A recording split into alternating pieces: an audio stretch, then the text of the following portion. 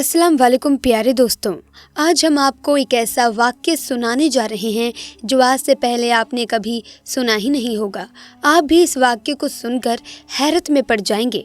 तो प्यारे दोस्तों, पुराने वक्तों की बात है। किसी जगह एक बेवा औरत रहा करती थी जिसकी 2 बेटियां थीं।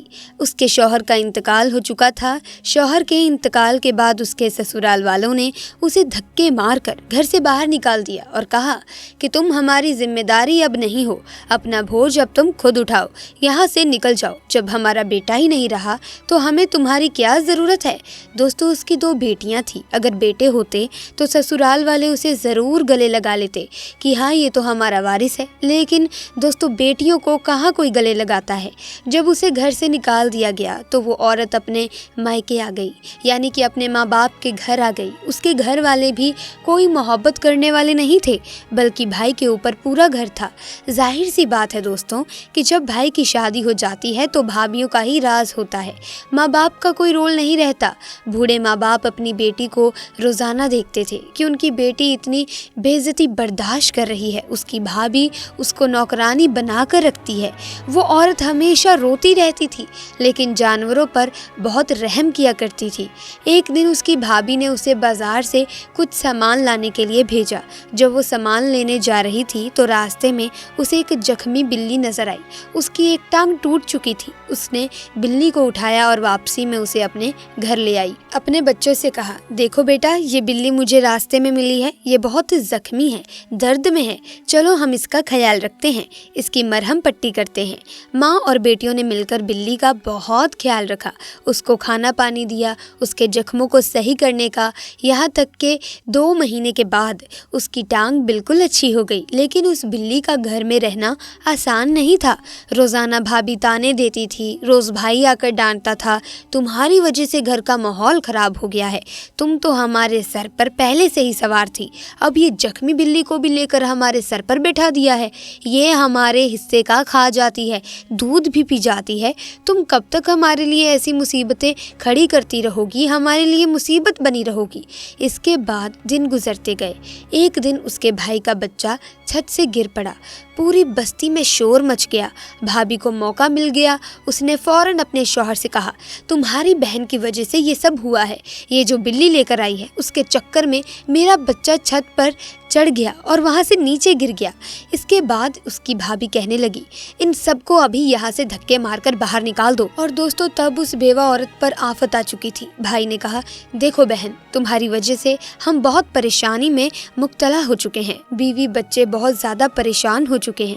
मैं बूढ़े माँ बाप को पालूं या तुम्हें और तुम्हारे इन बेटियों को? मैं इतना बोझ नहीं ले सकता, या फिर तुम्हारी इस बिल्ली को नहीं संभाल सकता। तुम इन सबको लेकर यहाँ से कहीं दूर चले जाओ। दोस्तों, उनके खाने पीने का कोई इंतज़ाम नहीं था।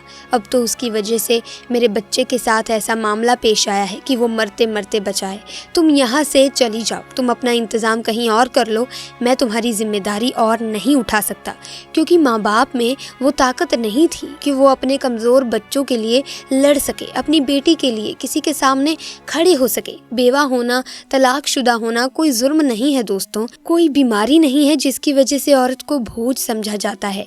क्यों घर वाले सपोर्ट नहीं करते, क्यों बेवा और तलाकशुदा को बोझ समझा जाता है?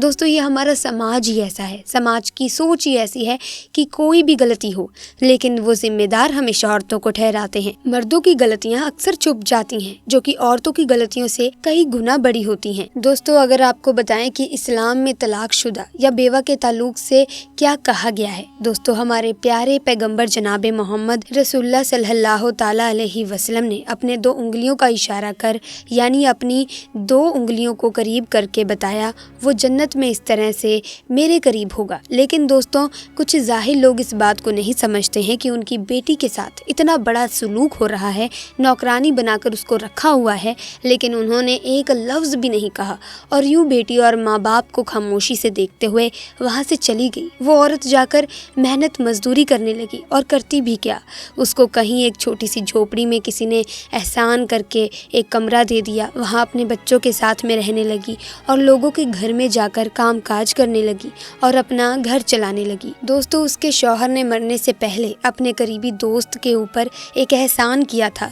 जब उसका दोस्त बहुत ही ज़्यादा मुश्किल में था, बहुत परेशान था, तो उसने उसको 10,000 दिनार कर्ज दिए थे और कहा था, ऐ मेरे दोस्त, अपना ख्याल रखो और अपना काम इसके ज़रिए चलाओ। जब उसे ये पता चला कि मेरे दोस्त का इंतकाल हो चुका है, तो उसने सोचा कि मेरे दोस्त ने मुश्किल के वक्त में मुझे 10,000 दिनार दिए थे, अब मेरा फ़र्ज़ बनता है कि मैं उसके 10,000 दिनार उस बेवफा को वापस कर दूं, ताकि वो मुश्किल और परेशानी से बाहर आ सके। उसके बाद वो आदमी उसके ससुराल आया और कहा, मुझे बहुत अफसोस हुआ कि मेरा दोस्त दुनिया से जा चुका है। मैं उस वक्त इस मुल्क में नहीं था, वरना ज़रूर आता। भाभी कहाँ है? मुझे उनसे कुछ बात करनी है।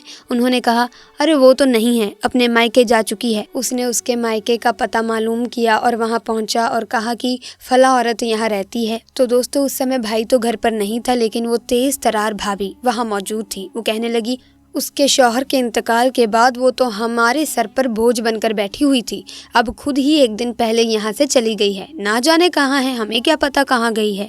अब वो परेशान होने लगा, उस औरत की मदद करूँ तो कैसे करूँ। जैसे ही वो घर से बाहर निकला, वो बिल्ली घर के बाहर ही मौजूद थी।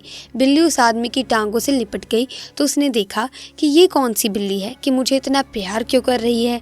वो समझ गया कि ये ज़रूर कुछ बताना चाहती है और वो दोस्त उसके पीछे पीछे चलने लगा, यहाँ तक कि वो उस झोपड़ी तक पहुँच गया जहाँ वो बेवा औरत अपनी बेटियों के साथ रहती थी। आदमी ने दरवाज़ा खटखटाया। औरत ने पूछा, कौन है? आदमी ने कहा, मैं आपके शौहर का दोस्त हूँ, बहुत दूर से आया हूँ, मैं आपसे कुछ ज़रूरी बात करना चाहता हूँ। आपके शौहर के हवाले से उस औरत ने जब ऐसा सुना तो उसे घर के अंदर बुलाया और वो कहने लगा, बहन, आपके शौहर ने यानी मेरे दोस्त ने मेरे ऊपर एक बहुत बड़ा एहसान किया था। अब मैं अपने शहर का अमीर इंसान बन चुका हूँ, लेकिन वो जो 10,000 दिनार आपके शौहर ने मुझे दिए थे वो लौटाने के लिए आया हूँ। उसके अलावा अभी मैं कुछ कहना चाहता हूँ। मैं जानता हूँ कि आपका कोई सहारा नहीं है, आपको सबने घर से निकाल दिया है। मैं आपसे कहता हूँ, आप मेरे घर चलें, मेरे बीवी बच्चे हैं, मेरा माँ बाप है, मैं आपको इस दुनिया में यूं ही तन्हा नहीं छोड़ सकता। आप मेरे घर चलें, मेरे घर का हिस्सा बनकर रहें। मेरे दोस्त ने उस वक्त एहसान किया था, तब मैं गुर्बत की ज़िंदगी गुजार रहा था। आज उसी दोस्त की वजह से मैं इतना काबिल बन चुका हूँ, अपने पैरों पर खड़ा हो चुका हूँ। तो क्या अब मैं उसके बच्चों को ऐसा यूं ही छोड़ दूँ? आप हमारे घर चलें, अब आपको कोई घबराने की ज़रूरत नहीं है। वो बिल्ली वहाँ खड़ी थी, ऐसा लग रहा था जैसे मुस्कुरा रही हो और कह रही हो, तुमने मुझ पर एक बार एहसान किया था, जो अल्लाह ने तुम्हें कैसा नवाज दिया है, कैसे इज्जत की ज़िंदगी अता कर दी है। दोस्तों, हम आपको बताना चाहेंगे कि जब आप तन्हा हो, किसी का सहारा आपको ना मिले, तो अल्लाह का सहारा ज़रूर लें। अल्लाह तबारक व तआला पर भरोसा ज़रूर रखें। वो अपने बंदों के साथ कभी भी नाइंसाफ़ी नहीं करते, देर से ही सही लेकिन चमत्कार होते ज़रूर हैं। अल्लाह अपने बंदों पर मेहरबान ज़रूर होते हैं। ऐसे में सब के लिए, चाहे वो कोई जीव जंतु है, कोई इंसान है, सब के लिए अपने दिल में दया रखें, क्योंकि दोस्तों, जो दूसरों के प्रति दया रखता है, दूसरों की मदद करने का जज्बा रखता है, तो अल्लाह भी उनकी मदद ज़रूर करते हैं। ऐसे में दोस्तों, आज की वीडियो में बस इतना ही। मिलेंगे अन्य वीडियो में नए वाक्य के साथ। अगर आपको ये वीडियो अच्छी लगी, वीडियो को लाइक और शेयर करना ना भूलें।